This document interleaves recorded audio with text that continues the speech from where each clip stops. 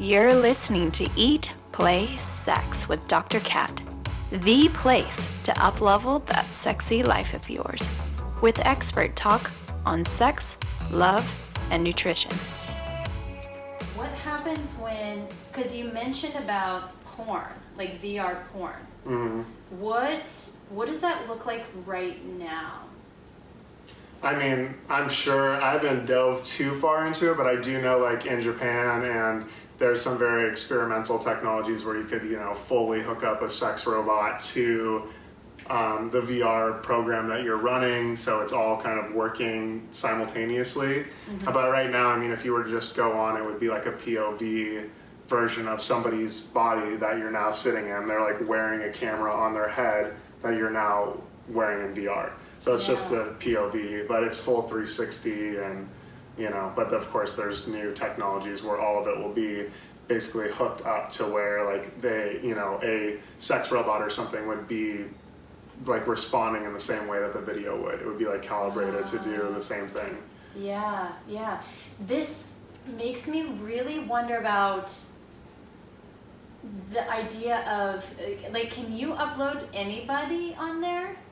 Or is it, like, theoretically, you could upload anybody on there, right? So, yeah, with some of the AI stuff, and again, we're exploring it for education, but it would have to be someone that has, like, a very large database on the internet of the things that you've said or, books that you've written, or I imagine it could be smaller, just wouldn't be as accurate, like if it was just a few articles or something about you, it wouldn't be able to, like, go the.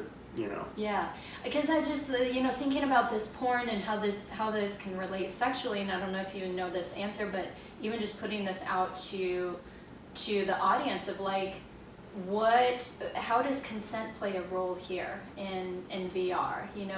If you can upload anybody, can you upload somebody who doesn't know that they're being uploaded to you and end up having sex with this person as a VR avatar, and they not even know? Yeah, there's going to be a ton of things around that, and of course there's so much around privacy and security when it comes to things like biometrics, and like a lot of these new headsets are actually able to track your health data, so they could track your heart rate variability, they could track your pupil dilation and eye movements, and so like a lot of those things, like your eye movement alone could track your heart rate, like just like through the dilation. So it's like, that's where it gets really interesting, is how is this data being used? Because then it could be used to like, oh, you're aroused by this thing just by how you look at something, and then your heart rate increasing, literally just by not clicking on anything, but just how you look at it would then feed them back data. So I mean, the AI world is, there's all these like deep fakes and all this stuff that's been coming out where you could literally like impose somebody else's face onto, they've been doing it with like comedians and things, but of course it could get really weird.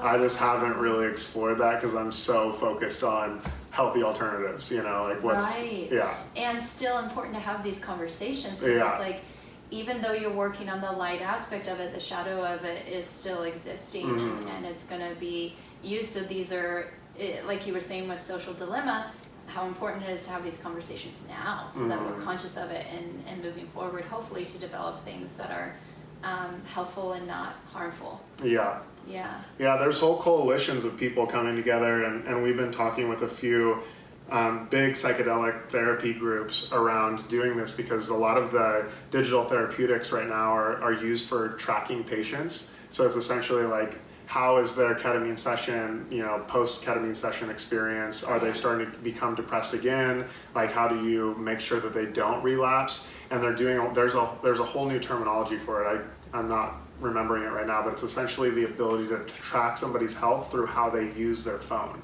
So essentially there's new software that is like, they could tell if you're depressed based off of like how long it takes you to click on something. Like not where you're going on your phone, but just like how you use your phone.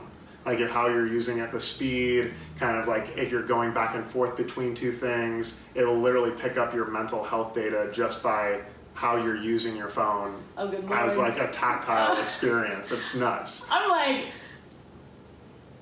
is this going? There we go. I'm like, Wait, I wonder what mine would come back as. Like, tell me, like, you'd be like, Dr. Cat is crazy. Yeah. She has all her apps open at one time. Yeah, me too. My God. Anal. I'm actually the opposite. I'm anal. Like, once I open one, I like close it. I'm like, I can't. Yeah. It's too stimulating to think that there's a window open in the background and it's not closed yet. Mm-hmm. Yeah, I mean, it's there, you know, it's all under the guise of like, this is going to help people, which I totally get. Like what they're saying is that by tracking somebody's mental health through how they use their phone, they could potentially predict right before they commit suicide and actually be able to like reach out to them as they're starting to pick up these huge indicators of like serious depression. But then there is the flip side of that where it's like, where is this data actually being stored? What is it being used for? So there is coalitions of different large companies coming together, figuring out how to protect this data and keep it private for the users. And yeah, again, we're on the ground floor. So I think that we have a real big chance of making it awesome and, you know, sovereign data for everyone. Yeah. Yeah. Lovers, thank you again for tuning in. If you enjoyed the show, hit subscribe and head over to eatplaysex.com to connect with me and grab my sexy guides. Because my goal here is to get you to eat, play, and sex better so you can improve your sex life, which will improve every aspect of your life. Until next time, keep it sexy.